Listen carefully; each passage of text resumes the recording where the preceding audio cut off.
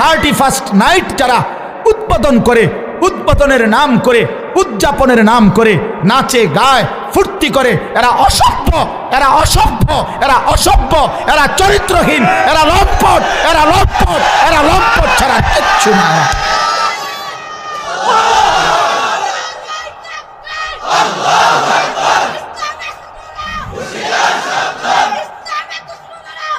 অতএব আমি অনুরোধ করি যুবক, আমার সাফ কথা,